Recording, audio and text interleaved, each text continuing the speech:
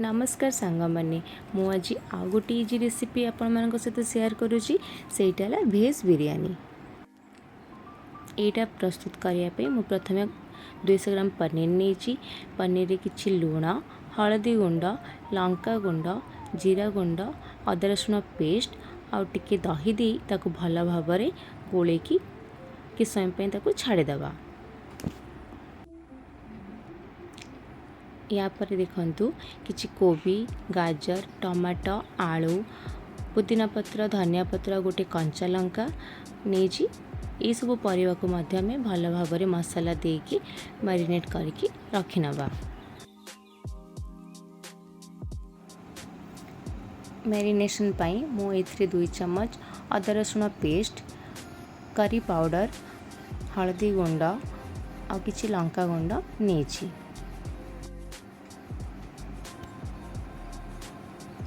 तापरे गोटे चम्मच मु इथिरे बिरयानी मसाला ऐड करुँची जोटा कि मु घरे ही प्रिपेयर करिछि। तापरे स्वाद अनुसार लुण आउ दही दी ताकू भल भाव मिक्स करी कि समय ताकू मते रेस्ट दे दबा।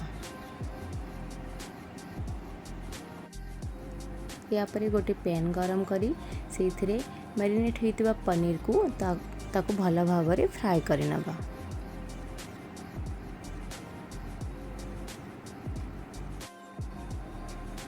एबे देखंतु पनीर ऑलमोस्ट फ्राई हो गलानी। तापरे आमे गोटे कढ़ाई रे तेल गरम करी तेजपत्र दालचीनी गुजराती एवं गोलमरिच दे तापरे सेतिरे पियाज भाजी नबा। पियाज जिते हल्का हल्का भाजी ही जीव सेते बेले आमे किछि सेतिरे भुसुंगा पत्र ऐड करनबा। एटा बिल्कुल ऑप्शनल अटे यदि आपण याको चाहिए स्किप मध्य करि परिबे। एबे देखंतु हम पियाज ऑलमोस्ट भाजी हो गलानी। तापरे मैरिनेट कर रखिथिबा परिबा गुडी को सेथिरे ऐड करि नबा याको भल भाबरे गोळेई नबा। देखंतु मो ए रेसिपी रे बहुत कम तेल और कम मसाला यूज करिछि।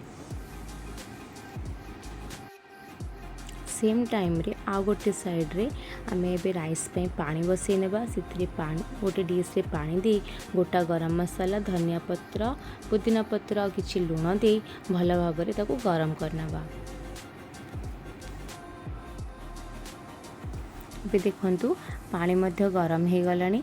आमे एथिरे बासमती चावल को ऐड करनबा। मु ए चावल को आधा घंटा पूर्व भल भाव धोई बतुरे की रखी देथिली। एबे राइसटा मध्य 70 to 80% कुक हो गलानी। ए टाइम रे एको बंद करनबा।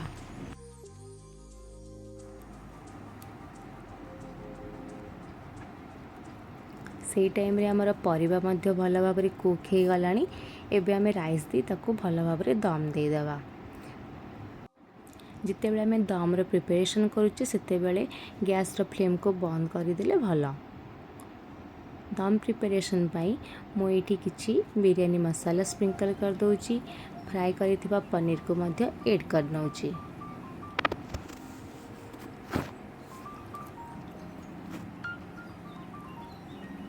तापरे मु किछि काजू को फ्राई कर रखिथिली ताकू ऐड करनेली। या पर किछि धनिया पत्र किछि पुदीना पत्र आ गोटे चम्मच गुआ घियो दे भल भाव याको दम दे दबा।